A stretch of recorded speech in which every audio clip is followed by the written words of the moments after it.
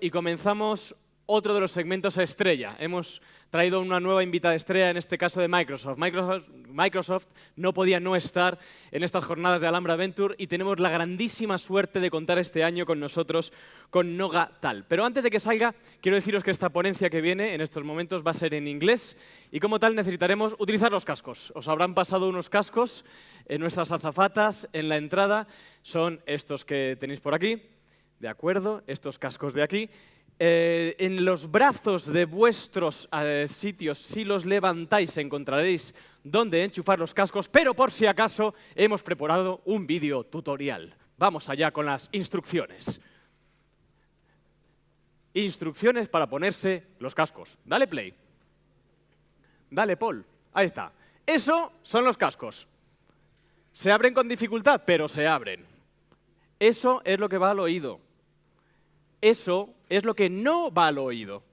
¿De acuerdo? Ahí no. Abrís ahí el brazo de vuestro asiento y ¡magia! Hay un agujerico en el que se introduce y ya directamente podréis escuchar la ponencia de Noga. ¿De acuerdo? Ahí está. Mira qué cara de tonto se me ha quedado. Muy bien. ¿Estáis ya preparados? Bueno, pues voy a presentaros a nuestra siguiente invitada. Nuestra siguiente invitada, su misión profesional, tal y como ella misma lo describe en su perfil, es proveer a desarrolladores y emprendedores de las herramientas que necesitan para triunfar. Tan claro como eso. Ella, su cargo exacto sería Head of Global Startup Programs and Offers de Microsoft Corporation y viene a darnos una visión global de la situación de las startups tecnológicas alrededor del mundo y la visión de Microsoft ante las startups. Señoras y señores, con todos ustedes, Noga Tal. Muchísimas gracias. Más fuerte el aplauso para Noga, por favor. Thank you very much. Thank you so much. Be welcome. Feel free. Thank This is you. your home. This is your Thank stage. you. Hola. Unfortunately, that is the only word I know in Spanish, so bear with me. We have a wonderful translator for you today, so I hope you can all enjoy your translation and your headphones and that we can find a way to speak with each other. So thank you so much for having me. My name is Noga Tal. I work for Microsoft. I'm going to tell you a little bit about myself in a second. What we're going to do today is I'm going to spend about 5 to 10 minutes telling you about Microsoft and what we do for startups. And then I'm going to sit down for a little chat with Manuel. And I'd also love to hear your questions. We also have Manuel and the translator to help us translate your questions back to me. So please prepare your questions. Feel free to ask me anything and everything, and I'll do my best to answer. So a little bit about myself. I started out in Tel Aviv. Most of you probably know it's the second largest startup ecosystem after Silicon Valley. And I started working there for Microsoft with startups. And about 3 years ago, Microsoft came and asked me if I would be willing to take on a global role, which sounded amazing, you know, working for Microsoft in the big corporation, working with many different countries. But the only problem was they wanted me to move to Redmond. I don't know if you guys know where Redmond is. It's right next to Seattle, on the other side of the world. It is very cold, very gray, and I'm used to a lot of sunshine. So just to give you some data, Redmond, 155 days a year of sunshine, not good enough for me, and I think that number is probably way too high. Tel Aviv, 302 days of sunshine a year. So for me, it was a no-brainer. I was going to stay in Tel Aviv. Lucky for me, Microsoft was very nice, and they were willing to let me do a corporate role out of Tel Aviv. So my manager, everybody that works on the global startup strategy actually sits in Redmond. I sit in Tel Aviv, and that's what my life looks like. So British Airways likes me a lot because I go a lot back and forth. Before we start specifically what it is that I do, I manage our global offers and programs for startups around the world.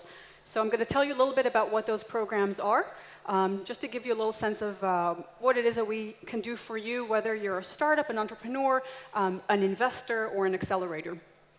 So let's get started. Microsoft has changed quite a bit over the last few years. This is Satya Nadella, our CEO, who took office about 2 years ago. And I love this quote because it really shows how the company is changing and how the company is taking on a new direction. He says, our industry does not respect tradition, it only respects innovation. And it's been, I can tell you from, as an employee, it's been a very exciting time to work for the company. The company is really changing its culture, changing the way it does business, becoming a lot more open to working with startups, with entrepreneurs, and also looking for ways for us to become innovators ourselves inside of the company.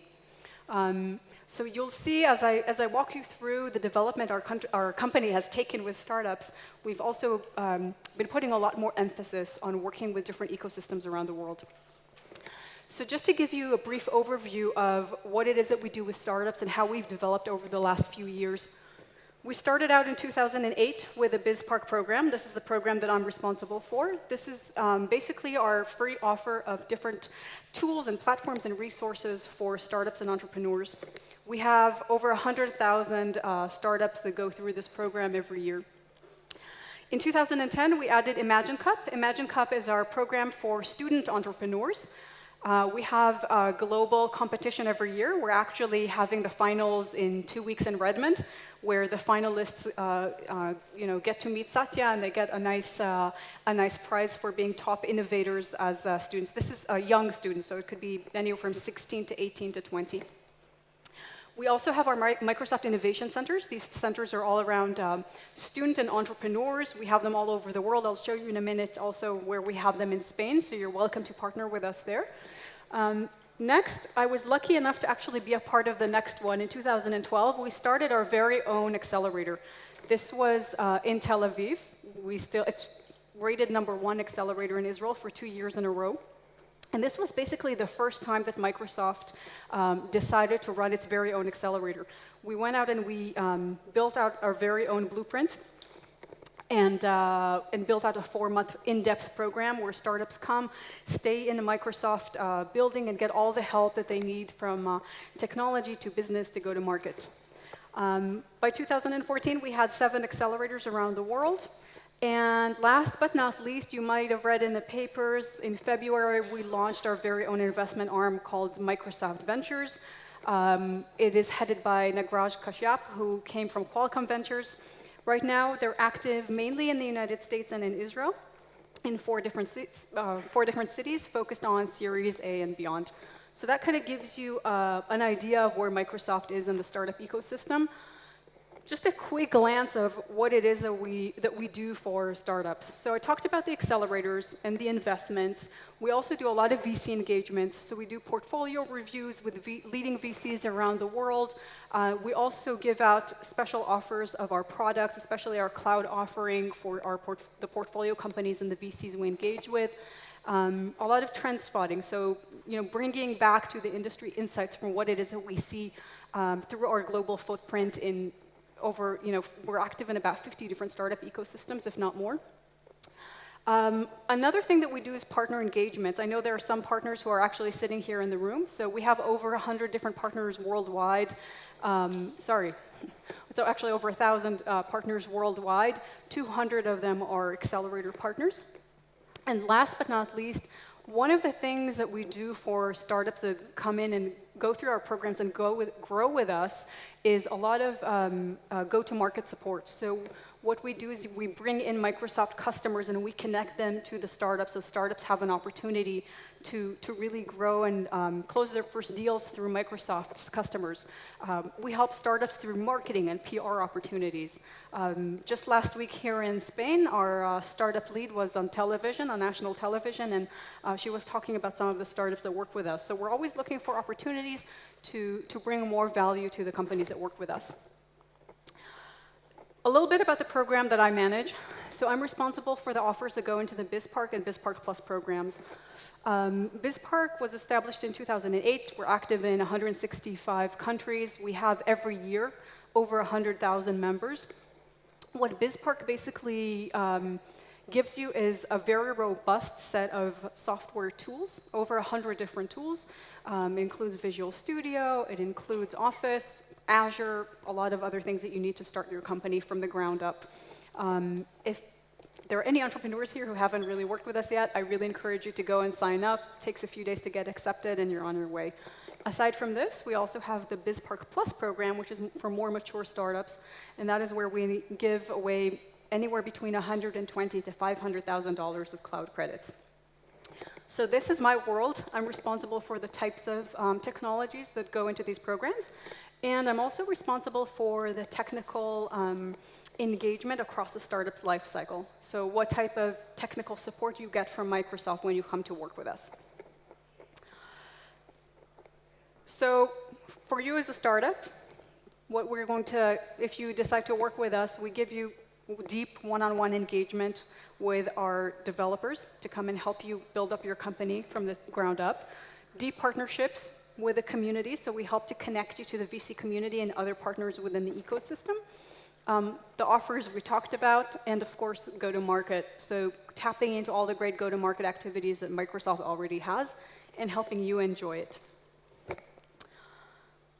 Important to note, one of the biggest strengths that we have that I would also encourage all of you to think about is our work with partners. We partner with some of the best accelerators, VCs, investors, incubators, angel investors around the world to make sure we're able to give startups the absolute best, best that we can offer them. I'm just going to jump over to Spain. I wanted to give you just a little taste of what it is that we're doing here in Spain. So we have over 2,000 startups in the Biz Park program, and you can see we have quite a few in Andalusia. So you guys can be proud. I was just speaking to our Spanish team here, and there are actually quite a few startups that have grown here. And in terms of the ecosystem and the different partners, I'm sure there are some of you here sitting in the room who are actually up here on the map. So you can see in orange our Microsoft Innovation Centers. There's actually one we just opened last week in Madrid that didn't even make it on the map yet. We also have, in green, you see all of our partners. In blue is our strategic partners. Strategic partners are those accelerators that we provide the Biz Park Plus offer through. So it's an exclusive offer with more credits that we give through our partner network. And before I sit down with Manuel to talk a little bit about entrepreneurship and general tech trends, I also wanted you guys to have, I'm sure you're going to want to know how you can engage with us or ask more questions after this talk. So I just want you guys to have this slide in the background. Our Spanish team here is really one of the best we have around the world. I know them very well for a few years. Please feel free to reach out to them. They're always happy to help in any way that they can. If you're interested in hearing more about the program and getting free cloud credits and free support, you can go to bizpark.com. Microsoft Ventures, the new organization that we just built that is focused on investments, stage about Series A and above. You can contact them there. And last but not least, if after this talk you still have questions, if we didn't get around to it, feel free to reach out to me. That's my email. So now, me and Manuel. Un aplauso fuerte, por favor, para la presentación de Noga. Thank you very much. Big applause. I'm going to give this back to you. Okay. Thank you. Please take a seat. Choose your seat. Choose the sofa you want. I get to choose? Okay. Wait, just in the middle. I'll take You're this the star. sofa. Okay. Yes. If you need some water, there it is for you. Okay, I'll bring it to you. Okay, that's it. See, I get my own. You're the rock star. You're the rock star here. So, first of all, I'd like to make you a few questions here. For example, first of all, what are some tech trends you're seeing that startups should be thinking about right now? So I think there are a lot of tech trends that are buzzwords that everybody's talking about that I think are very relevant, whether it's artificial intelligence, machine learning, predictive analytics, bots. Bots is now a big thing, especially for us at Microsoft. I think it could be very interesting for startups to think about how they can implement chatbots to provide better service for their customers. It could be a great way to save money, to get to more customers all at the same time. What else? I think the most interesting side of all of this is how you bring it all together. All the trends together. How you bring, yes, how you bring all the technologies, how you bring AI and human-machine interaction and predictive analytics and bots into a new experience for customers. How do you find a way to provide them information in real time and to provide engagement that is much more intuitive? I saw a really great example just last night called V. There's a Kickstarter campaign now. It's a sports app, but it's amazing because it really does take all those pieces and bridges it together. So it's a headset, very much like this one. Okay, more examples, more examples. And it's not affiliated with Microsoft. I don't have any stakes in them, but I think it just goes to show how you take all these technologies together. So basically, what they do is they monitor. It's a sports app, and they monitor how you're exercising, and it becomes a personal trainer that really engages with you in a human way, with a voice in your ear, basically telling you, hey, if you run another 100 meters, you're going to win your last achievement, basically. Record. Surpass yourself, exactly, break your own record. It uses a lot of, it uses all of those wonderful things of machine learning, of human-machine engagement, to provide a completely different experience that we've ever seen before. So I think if any startup out there that can think about how to leverage these factors into the product that they're building is going to have a huge differentiator in the market. Okay, tomad nota, eh? Next question. Forget it. Okay. Okay. What are some interesting trends you've seen in entrepreneurship around the world? I think one of the things that's starting to come up, and I was just talking to a few people here about it, is more entrepreneurship coming out of academia. For us at Microsoft, this is now also becoming a major area of focus. We're starting to partner with top engineering schools around the world, and we're trying to see how we can bridge the worlds between academia and entrepreneurship. I know here you have Granada University, which is very strong in engineering, and I know you also have an entrepreneurship program there. So it's interesting to see how to leverage not just the undergraduate work, but also the graduate work, and turn those great ideas into startups. One of the challenges, I have a colleague in Israel who actually went through the data. One of the challenges is that a lot of the ideas stay at the university level. They develop incredible ideas and incredible IP, but they don't know how to take it to market, how to commercialize it and turn it into a company. So bridging those two worlds can really allow us to tap into the great ideas and the great developments and research that is happening in the university and commercialize it and bring it to market. Then, at the end, if I have a great IP idea and I don't know how to do it, you give me the tools with Microsoft. Yeah, of course. There you are. Okay. As the Spanish ecosystem grows and develops, what advice can you give the entrepreneurs here in Spain? So I think, first and foremost, it's always to think globally when you're building your product. It's very easy for all of us to think about what we know, about the local ecosystem, the language that we speak, the people that we know around us. But that's always going to give us a very tainted view of the world. If we really want to succeed, think globally, think about the markets you want to enter at the end. From the very first step. From the very first day, think about it's okay to start with your POC in your local market and to work with local companies, that's fine. Okay. But as you're developing the product and thinking about your business model, from day one, really think about where you're going with this and who you're targeting, which markets you want to get to. So that's very, very important. Think big. Think big. Yep. That's it. Yep. Okay. Think big, but from day one. What I see a lot of entrepreneurs doing is thinking big, but starting small and thinking that they will solve their problems later on. That they'll think locally now, and later on they'll manage to. And that's very, very difficult because it means that you have to restructure your entire product from scratch to make it more applicable. Another thing that I would urge everyone to think about is collaboration. Collaboration. As an entrepreneur, we're very used to thinking about competition. We all know from business schools and the first thing you're supposed to do is map out who your competitors are and what your differentiator is. And I think in today's market, when it's so much harder to get investments, when the competition is so much harder, I would urge you to do the exact opposite. I would urge you to map out who your collaborators are. Who are those that you could be building your products with? Okay. Also, to really provide a great service, top-notch service, a lot of companies are looking only at organic growth, meaning building everything themselves from the ground up.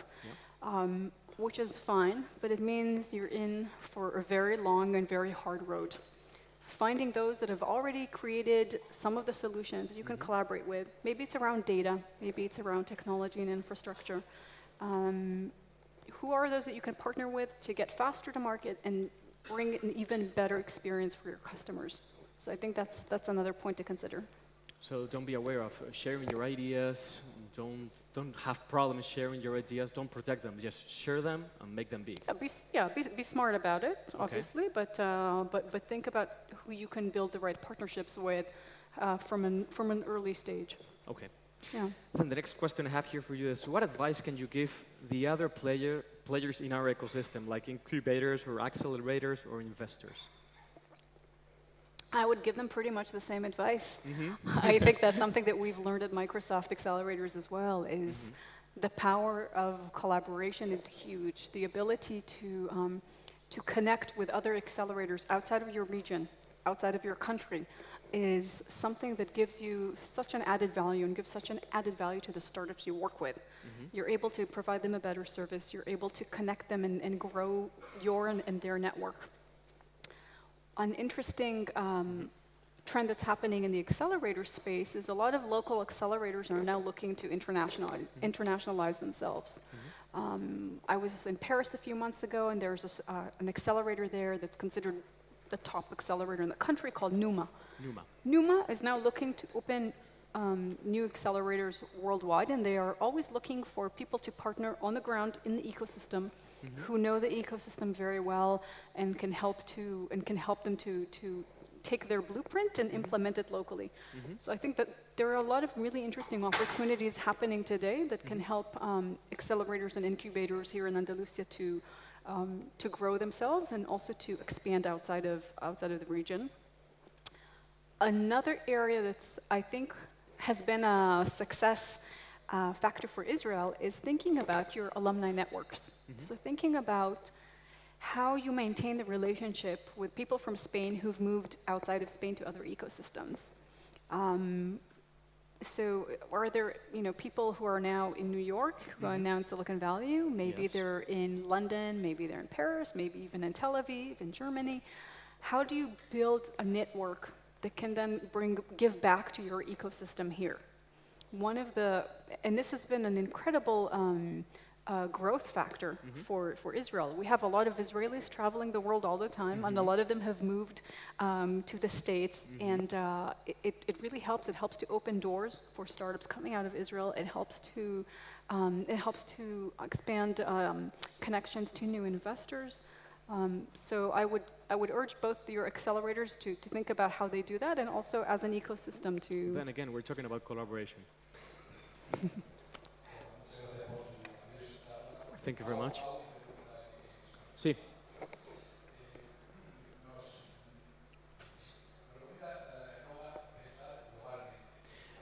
You recommend them to think globally.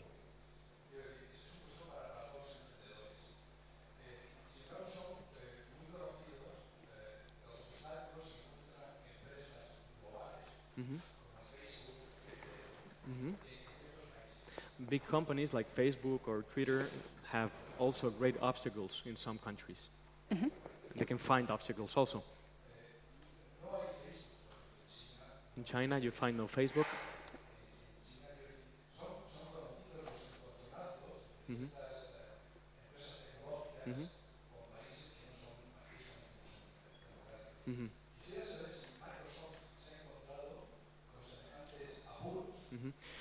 Then we all know about these problems with our global tech companies against non-democratic governments.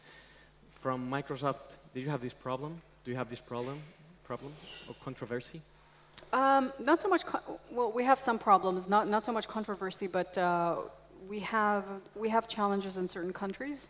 Absolutely, as everyone does. China has an incredible ecosystem. Startup ecosystem, incredible investments. We have one of our top accelerators there. But in terms of the cloud platform, we are not allowed to deliver our cloud platform as we do in other countries. But we found a way to work with them and to find an alternative. So I agree, there are challenges. And I think when you think globally, that doesn't mean you have to take over all the world, every single country. It's okay if you focus on a specific region. It's mostly about thinking outside of your comfort zone, outside of your natural, the natural area that is more comfortable for all of us to focus on. I don't know if that answers the question. Sí, No? te ha respondido a la pregunta correctamente. Okay, yes. Another one, please. So when we think globally, it's more like not the whole world, just let's expand our first market. Exactly. Are you targeting the US, the UK, and Latin America? Are you targeting, Germany? Where do you want to see yourself grow up to be in 5 years as a company? And how do you think about that from day one as you're building your product? Okay. And I think the next talk, Asaf, is going to be a wonderful example of that. Oh, the next one, yeah, Yeah. it will be. Yeah. Por aquí tenemos una. Ok, tenemos a dos chavales. Sí. Okay. Ok, fuerte, por favor, que aquí se oye un poquito bajito. Brave man. Yes.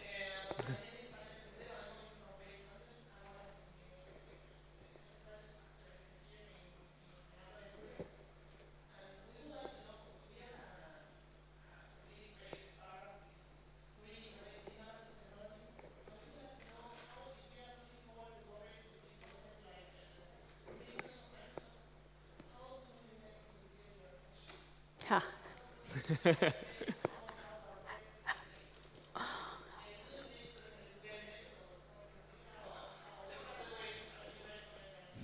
Yeah. I'll agree it's not easy. Big companies are big. I found that out over 7 years in Microsoft myself, 100,000 people.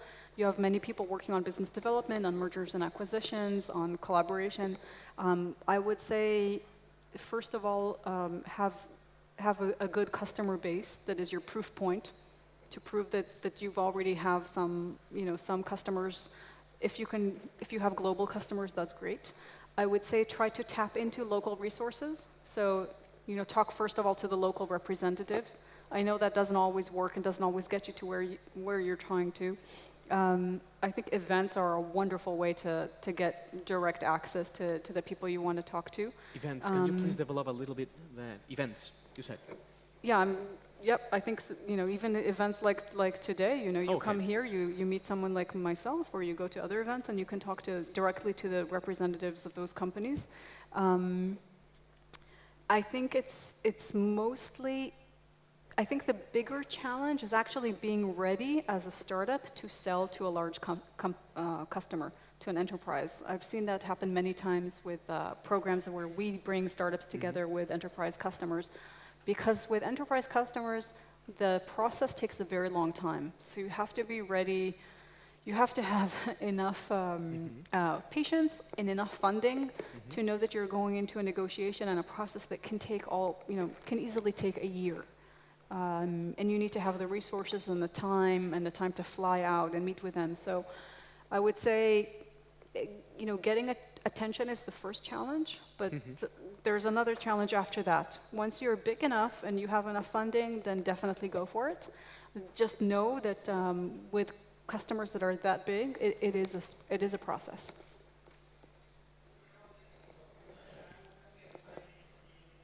Sure, I'm here. I'm here. He got your attention. You did. See, you have the answer. Muchas gracias. Creo que por ahí arriba teníamos alguna pregunta. Up there on the mountain.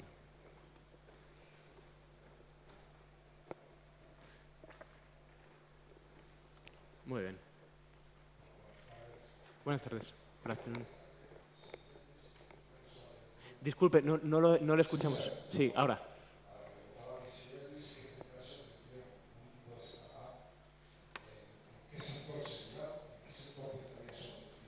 Okay. If you just have to focus your attention, como emprendedor, quieres decir, ¿verdad? As an entrepreneur, you have to focus your attention in just one field for you. Which one would be that field? That's a really hard question to ask. Yeah, I don't think I can answer that honestly. I think there are many maybe fields. It's related with the trends question. Yeah, I think there are many fields. It's mostly, I don't think it matters so much the field itself. It's mostly how you disrupt that field. I think you can take any traditional area and innovate it. I think that's already. I mean, look at what Uber's been doing. I know it's an example that everybody gives, but it's such a great example in Airbnb of how you take a traditional sector and you innovate it and you reinvent it. So I think I would be remiss if I said you have to focus here, you have to focus there, because there's potential everywhere. You know, if you're solving a big problem, a big enough problem, and a problem that really is a pain point for enough people around the world, then you have a good business plan and good execution, of course, and good technology. But in that, but any area could be, you know, an area of focus. If we're talking about tech trends, then I would go back to the first, I think the first question around, you know, focusing on finding ways to utilize machine learning, predictive analytics, human-machine interaction. It's not really an area, it's more how to bring added value to whatever it is that you decide to do. Then it's not what you do, it's how you do it. Yes, it's what, yeah, and it's how you really up your game and bring that extra value to whatever service you're providing. Okay. Yeah. We ran out of time, but we still have time because here you are to another question. Tenemos un tiempo para una última pregunta. Si alguien le quiere formular una última pregunta a Noga, aquí tenemos una chica. Finally, we have a woman. Yes. Okay. Muchas gracias. Thank you very much.